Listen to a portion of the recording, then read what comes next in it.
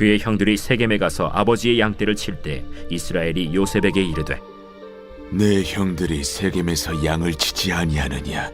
너를 그들에게로 보내리라. 내가 그리하겠나이다. 가서 내 형들과 양떼가 다 잘 있는지를 보고 돌아와 내게 말하라. 하고 그를 헤브론 골짜기에서 보내니 그가 세겜으로 가니라. 어떤 사람이 그를 만난즉 그가 들에서 방황하는지라. 그 사람이 그에게 물어 이르되 내가 무엇을 찾느냐? 내가 내 형들을 찾아오니 청하건대 그들이 양치는 곳을 내게 가르쳐 주소서. 그들이 여기서 떠났느니라. 내가 그들의 말을 들으니 도단으로 가자 하더라. 요셉이 그의 형들의 뒤를 따라가서 도단에서 그들을 만나니라. 요셉이 그들에게 가까이 오기 전에 그들이 요셉을 멀리서 보고 죽이기를 꾀하여 서로 이르되 꿈꾸는 자가 오는도다. 자, 그를 죽여 한 구덩이에 던지고 우리가 말하기를 악한 짐승이 그를 잡아먹었다 하자. 그의 꿈이 어떻게 되는지를 우리가 볼 것이니라. 르우벤이 듣고 요셉을 그들의 손에서 구원하려 하여 이르되 우리가 그의 생명은 해치지 말자. 피를 흘리지 말라. 그를 광야 그 구덩이에 던지고 손을 그에게 대지 말라. 이는 그가 요셉을 그들의 손에서 구출하여 그의 아버지에게로 돌려보내려 함이었더라. 요셉이 형들에게 이르매 그의 형들이 요셉의 옷 곧 그가 입은 채색 옷을 벗기고 그를 잡아 구덩이에 던지니 그 구덩이는 빈 것이라 그 속에 물이 없었더라. 할렐루야. 오늘도 성령 충만하시고 주님과 동행하며 살아가시기를 바랍니다. 오늘 요셉의 이야기, 이제 본격적인 사건들이 이제 전개가 됩니다. 12절 말씀, 그의 형들이 세겜에 가서 아버지 양떼를 칠 때에 이스라엘이 요셉에게 이르되 내 형들이 세겜에서 양을 치지 아니하느냐? 너를 그들에게로 보내리라. 요셉이 아버지에게 대답하되 내가 그리하겠나이다. 어제 본문에서 우리가 살펴봤어요. 채색 옷을 입었기 때문에 형제들한테 미움을 받죠. 또 두 가지의 꿈 이야기를 함으로 인해서 더 큰 미움을 받게 됩니다. 요셉은 이렇게 눈치가 없었을까 싶은 그런 마음이 들죠. 오늘 본문을 보면 그의 아버지 야곱, 이스라엘, 야곱도 별로 눈치가 없는 것 같아요. 형제들이 따로 양을 치러 갔고 요셉만 지금 남은 거잖아요. 채색 옷 입고요. 근데 형제들이 가서 양을 잘 치고 있는지 요셉에게 심부름을 시킵니다. 다른 것 아니에요. 가서 잘 치고 있는지 봐라라는 거예요. 여기서 보면 14절 이스라엘이 그에게 이르되 가서 내 형들과 양떼가 다 잘 있는지를 보고 돌아와 내게 말하라. 다른 거 아니에요. 잘 있는지. 누가요? 형들이 양떼가 샬롬한지라는 거예요. 그들이 평강한지 샬롬 잘 지내고 있는지. 여러분 어제 본문에서 기억이 나십니까? 서로 간에 샬롬이 없었다. 형제들이 요셉을 미워했기 때문에 서로 간에 인사도 없었어요. 그런 부분을 왜 아버지 야곱은 간파하지 못했을까? 여러분 또 한 가지는요. 형제들이 어디에 가서 양을 쳤냐면 세겜에 가서 양을 쳤다고 합니다. 여러분 세겜이라는 땅 기억하시죠? 34장에 바로 그 사건의 그 현장 아닙니까? 무서워서 어쩔 줄 몰라 하는데 베델로 올라가는 말씀에 순종하자 하나님이 그 지역에 있는 사람들을 두렵게 하심으로 인해서 그들이 추격하지 않았다. 여러분 불과 얼마 전 이야기라니까요. 10년 전, 20년 전의 이야기가 아니에요. 불과 1, 2년 전의 이야기입니다. 절대로 그들이 세겜 땅에 가야 될 이유가 없어요. 어쩌면 그 형제들이 무지하게 아니면 무모하게 그곳에 갔기 때문에 더 불안해서 어쩌면 가서 확인해 봐라 라고 말할 수도 있지만 그렇다면 그렇게 사랑하는 요셉을 보내지 말았어야죠. 그 정도면 다른 종들을 보내든지 얼마든지 다른 대체자들이 있었을 것 같은데 굳이 야곱은 요셉을 보내고요. 그리고 또 요셉은 굉장히 순진하게 어리숙하게 예 가겠습니다 라고 합니다. 여러분 그냥 뭐 이웃 동네 가서 뭐 물건 사오라는 게 아닙니다. 그들이 있었던 헤브론이라는 곳에서 세겜까지는요 북쪽으로 약 80km나 떨어져 있는 지점이에요. 오늘날처럼 운전을 하고 가도 거의 뭐 1시간 가까운 쓰이는 그런 거리죠. 그런 거리를 요셉이 갑니다. 채색 옷을 입고 그곳까지 또 가요. 기어코 가서 이 책임감이 강한 요셉이 결국 형들을 찾는데 없습니다. 그 지역에 없어요. 그러자 15절 어떤 사람이 그를 만난즉 그가 들에서 방황하는지라. 그 사람이 그에게 물어 이르되 네가 무엇을 찾느냐? 그가 이르되 내가 내 형들을 찾으오니 청하건대 그들이 양치는 곳을 내게 가르쳐 주소서. 여기가 세겜이죠. 없어요. 17절 그 사람이 이르되 그들이 여기서 떠났느니라. 내가 그들의 말을 들으니 도단으로 가자 하더라 하니라. 요셉이 그의 형들의 뒤를 따라가서 도단에서 그들을 만나니라. 도단은요, 그 세겜에서 또 북쪽으로 20km 더 떨어진 그런 지점입니다. 무려 100km 가까운 곳을 참 우직하게 요셉은 그곳까지 가는 거예요. 며칠간 걸려서 갔겠죠. 가서 형들을 마침내 만났을 때 그는 기뻤겠죠. 그런데 형제들은 아니었습니다. 18절 요셉이 그들에게 가까이 오기 전에 그들이 요셉을 멀리서 보고 죽이기를 꾀하여 서로 이르되 꿈꾸는 자가 오는도다.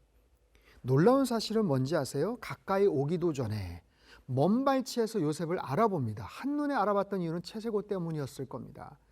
그 멀리에서 요셉이 올 거다 생각하지 않았어요. 며칠 후에 요셉이 우리를 안부를 물으러 아니면 뭘 가지고 올 거다 몰랐습니다. 그럼에도 그들은 한눈에 알아봤고 그리고 세상에 오기도 전에 그들이 뭐라고 얘기합니까? 죽이기를 꾀하여 서로 이르되 꿈꾸는 자가 오는도다.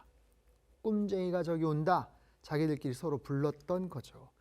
여러분 얼마나 그 마음속에 미움과 분노가 차 있었으면 오기도 전에 죽이기를 꾀했다라고 할까요?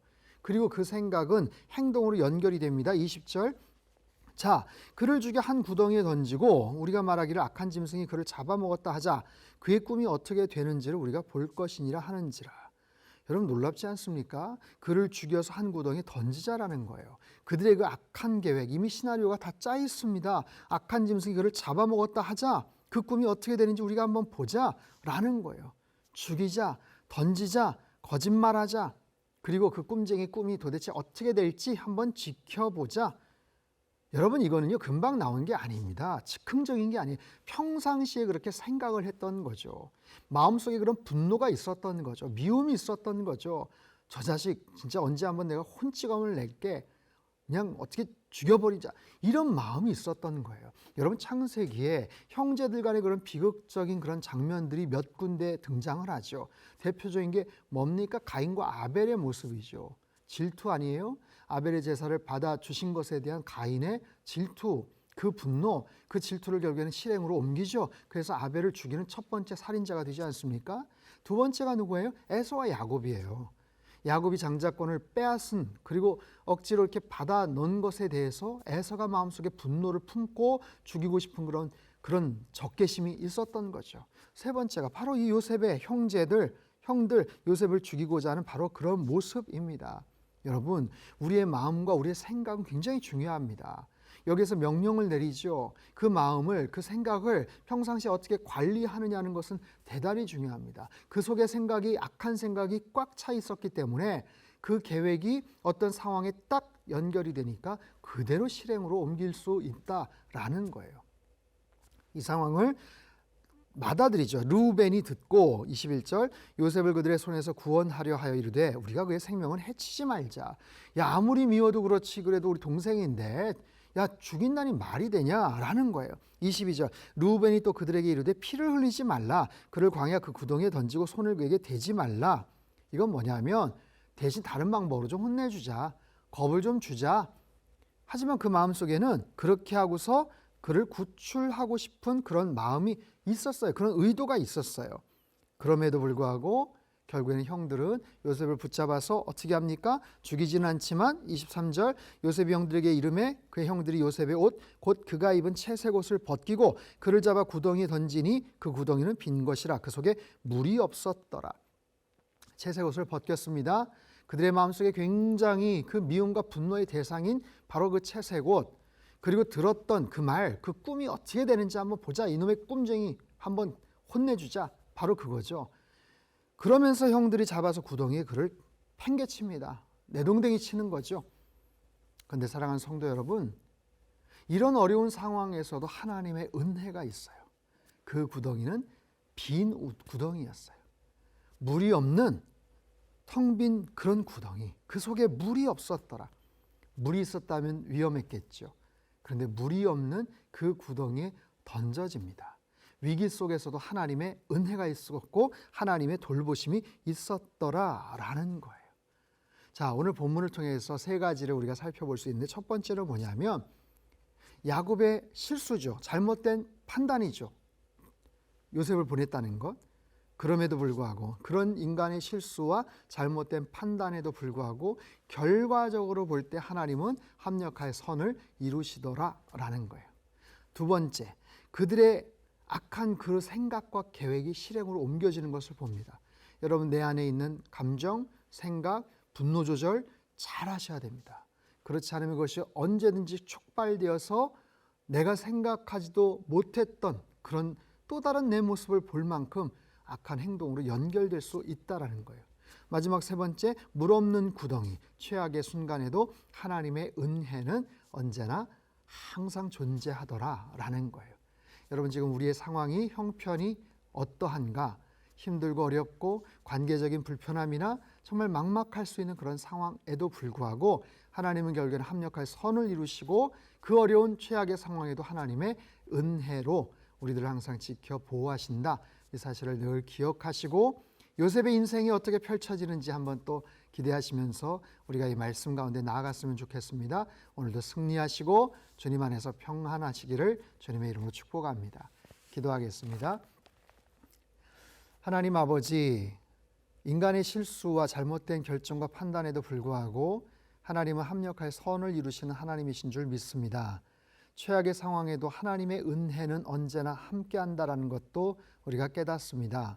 하나님, 그 하나님을 늘 신뢰하며 살아갈 수 있게 도와주시고 내 안에 어떤 분노나 악한 감정이나 생각들이 악한 행동으로 연결되지 않도록 언제나 성령 충만함으로 하나님께서 기뻐하시는 삶을 살아갈 수 있도록 주님 인도하시고 축복하여 주시옵소서. 존귀하신 예수님의 이름으로 기도합나이다. 아멘.